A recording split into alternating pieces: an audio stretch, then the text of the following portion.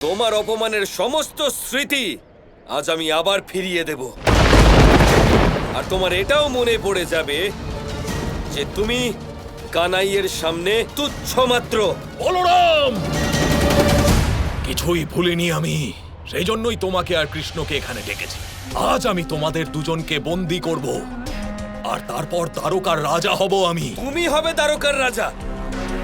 তোমার মতো মূর্খ শাসককে কোনোদিন মেনে নেবে না দ্বারকার প্রজা।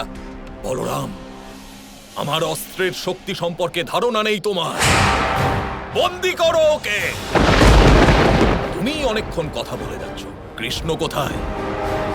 মনে হচ্ছে আমাকে দেখে ভয় পেয়ে ও রথ থেকে নামতেই চাইছে না।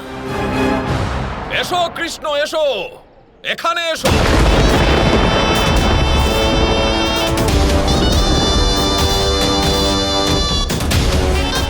তাছাড়া আমি তো এখানে তোমাকে বন্দী করতেই এসেছি। আমার সামনে আর ছদ্মবেশ ধারণ করে লাভ নেই কৃষ্ণ। এসো। এমনিতেও তোমাকে রক্ষা করার মতো এখানে কেউ নেই। এসো কৃষ্ণ, এসো, আমার সামনে এসো।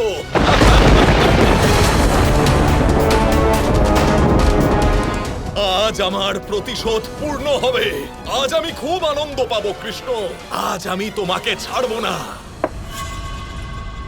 আমি তোমার মুখে সেই ভয় দেখতে চাই যা আমি শিশুপালের মুখে দেখেছিলাম, যখন তুমি আমার প্রিয় মিত্রকে বধ করেছিলে।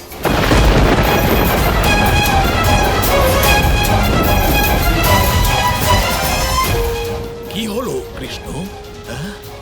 ভয় পাচ্ছ আমাকে দেখে? এত ভয়? নিজের মুখটা অন্তত দেখাও কৃষ্ণ। এবার তুমি আমার বন্দী হতে চলেছ। দেখাও নিজের মুখটা প্রিয় কৃষ্ণ, মুখটা দেখাও।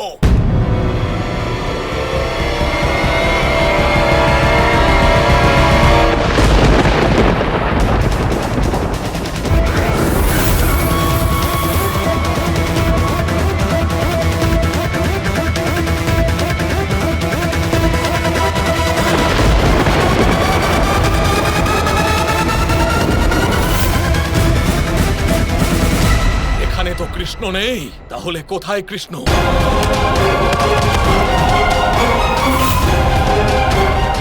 মূর্খ শাল্য, যখনই তোর কোনো অপমান হয়েছে তার কারণ কানাই ছিল না, বরং তুমি স্বয়ং ছিলে। আজও নিজের অপমানের পূর্ণ ব্যবস্থা তুমি নিজেই করে এসেছো, আর তোমার জন্য তো কানাইয়ের আসার কোনো প্রয়োজনও নেই। কৃষ্ণকে তো এখানে আসতেই হবে বলরাম, আমার জন্য না হলেও তোমার জন্য। সে না হয় দেখা যাবে।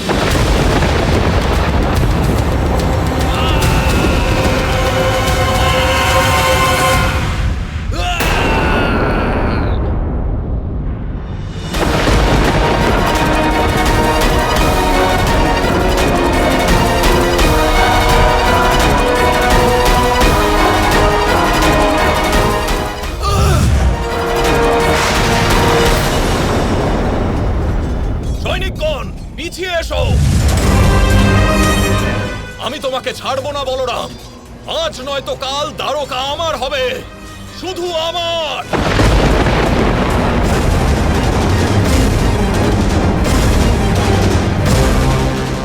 দাদা, আমাদের মহারাজ শাল্যর সেনাবাহিনীর পিছু নেওয়া উচিত। না, আজ আমরা যুদ্ধ করতে আসিনি।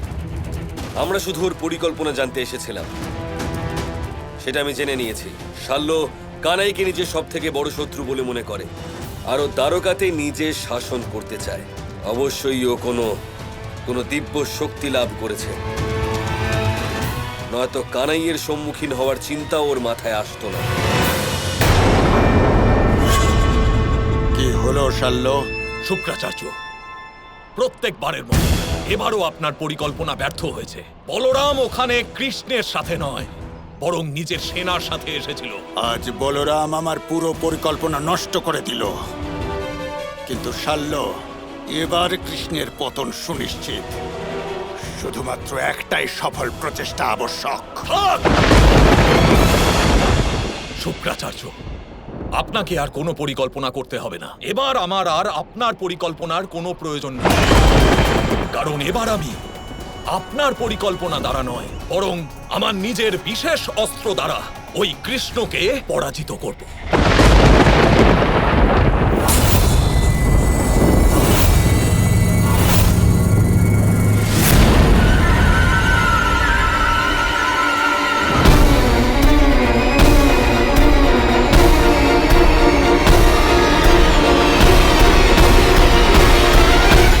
পরাজিত হয়েছ, তাও তোমার অহংকার কমেনি দেখছি। এমন কোন অস্ত্র আছে তোমার কাছে?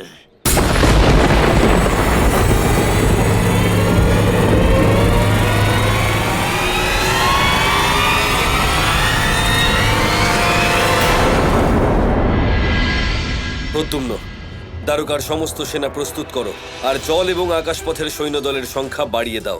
যথাজ্ঞা কাকাশ্রী। কিন্তু আমি কি আপনার দুশ্চিন্তার কারণ জানতে পারি? আমার অনুমান সঠিক ছিল। দ্বারকার উপর খুব শীঘ্রই একটা বিশাল বড় আক্রমণ হতে চলেছে। শাল্য মহাদেবের বরদান লাভ করেছে, আর তার সাথে শুক্রাচার্যের কুটিল বুদ্ধি, এই দুইয়ের দ্বিগুণ প্রহার দ্বারকাকে সহ্য করতে হবে। সেই জন্য এবার আমাদের সবাইকে দ্বিগুণ সতর্ক থাকতে হবে। আর আমার মনে হয় যে এবার সময় এসে গেছে। এবার ভিন্ন ভিন্ন স্থানে সেনাকে ভাগ করে পাঠিয়ে কানাইকে এই ব্যাপারে খবর পৌঁছে দেওয়া উচিত। দাদা, দাদা, আপনি তো বলেছিলেন কৃষ্ণ নিজেই আসবে। আমি ওটাই ভেবেছিলাম রাধা, কিন্তু সেটা হয়নি। আজ দ্বারকার উপর এত বড় একটা আক্রমণের পরিস্থিতি তৈরি হওয়া সত্ত্বেও কানাই এখনো পর্যন্ত এলো না। কে জানে কোথায় চলে গেছো কৃষ্ণ।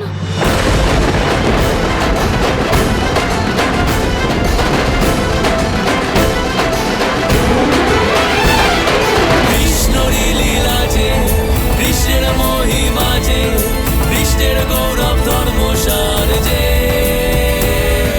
কোনে কোনে কায়া যে, কৃষ্ণেরই মায়া যে, জনম উদ্ধারের অবতার সে। কৃষ্ণেরই লীলা যে, কৃষ্ণের মহিমা যে, কৃষ্ণের গৌরব ধর্মসার যে, কোনে কোনে কায়া যে, কৃষ্ণেরই মায়া যে, জনম উদ্ধারের অবতার সে। কৃষ্ণ এসেছে। কৃষ্ণ এখানে? এটা কিভাবে হতে পারে? বিষয়টা যখন প্রতিশোধের, তখন শাল্যর পক্ষে সবকিছুই সম্ভব।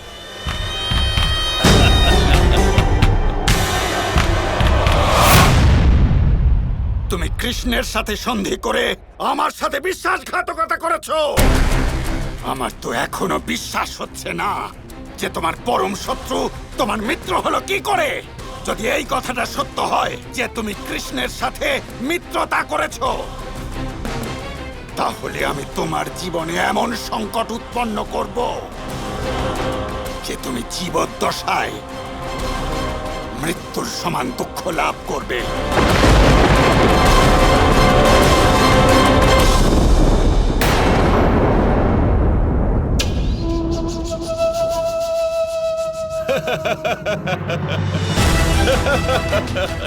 একই কৃষ্ণ আমার সামনে মাথা নত করছে?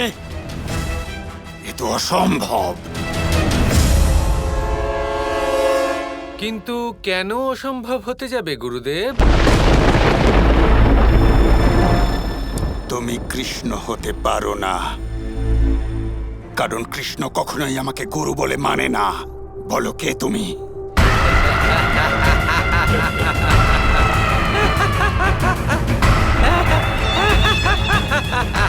শুক্রাচার্য, ও কৃষ্ণ নয়, কৃষ্ণর থেকেও মহান, ওর থেকেও বেশি চালাক, কপট, ধূর্ত আর মায়াবীও। এই সংসারের সব থেকে শক্তিশালী অসুর ও হলো কপটাসুর।